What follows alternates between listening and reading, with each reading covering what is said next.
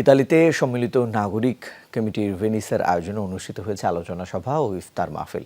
ইফতার মাহফিলে সভাপতিত্ব করেন সংগঠনের মারঘেরা শাখার সভাপতি আবুল কাশেম শিকদার এবং পরিচালনা করেন সাংগঠনিক সম্পাদক BM মিঠু। এতে প্রধান অতিথি হিসেবে উপস্থিত ছিলেন সংগঠনের প্রধান উপদেষ্টা মিসবাহ উদ্দিন মল্লিক।